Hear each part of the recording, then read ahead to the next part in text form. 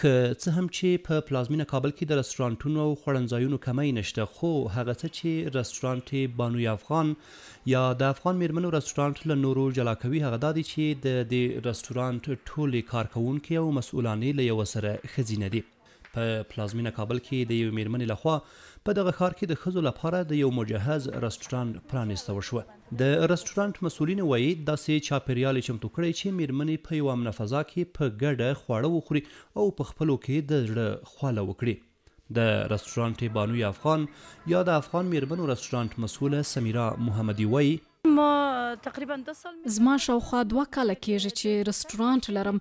په لومړي کال کې مې په یوه کوچني دکان کې رستورانت و، دا د په دوهم کال کې مې رستورانت غټ کړ چې نن یې پرانیسته ده. دلته د یو لوی او مجهز رستورانت په څیر چې په شهرینو او نورو ځایونو کې د تصمیم لرم هماغسې یې کړم. دلته پیزا، شیریخ، آیسکریم، اشک، منتو، قابلي او داسې نور افغاني خواړه دلته تیاریږي. هدف مو د ښځو لپاره یوه امنه او ارامه فضا برابرول دی ترڅو دوی په ډاډه زړه راسي خواړه وخوري او له خپلو کورنیو او دوستانو سره خوشحاله شیبې ولري. دغه رستورانت چې د ښځینو او کورنیو لپاره دی مسؤله مدیره، اشپزانې او خدمتګارانې ټولې میرمنې دي. د رستورانت کې شاوخوا 20 ښځې په مختلفو برخو کې په کار بوختې دي. دوی وایي دلته له کاره خوښې دي ځکه په دې رستورانت کې کار کوي چې فضا یې د دوی لپاره امنه او مناسبه ده. خوش هستیم به خاطر از اینکه چون خوشحاله یم ځکه زه د خپل وو اولادونو سرپرسته یم. له همدې لارې زه خپل اقتصادي مشکلات حلوم. دلته زما په شمول شاوخوا 20 ښځې په مختلفو برخو کې په کار بوختې دي. زه په خپله په دې رستورانت کې منتو او اشک جوړوم. په دې رستورانت کې په کار کولو خوشحاله یم ځکه دلته ټولې کارمندانې او مشتریان ټولې ښځې دي. د ښځو لپاره ډیر ښه او ارامه ځای دی.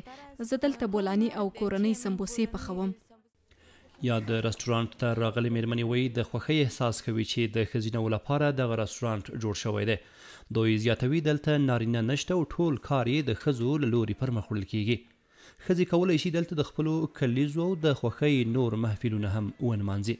ما همراه فامیل خود اینجا آمدیم، زیاد از اینجا راضی هستیم. زه دلته له خپل فامیل سره راغلی یم. له دې ځایه ډیر زیات خوشحال سو. کارمندان او مشتریان ټولې ښځې دي. یو ډیر ښه او ارامه ځای دی. موږ کولی سو ازادانه کښینو، کیسې وکړو له خپلو دوستانو او کورنیو سره. دغه راز د ښځو لپاره د داسې نورو ډیرو ځایونو د جوړېدو غوښتنه هم کوو ځکه اوس شرایط داسې دي چې ښځې باید د ځان لپاره همداسې ځایونه جوړ کړي. راغلیو دلته زموږ وطني خواړه پخیږي. ډیر خوندور خواړه تیاروي لکه منتو، بولاني او سمبوسې. زه له خپلو لورګانو سره راغلی یم. یو ډیر ښه او ارامه ځای دی. د داسې رستورانتونو په جوړېدو ډیر خوشحاله کیږو.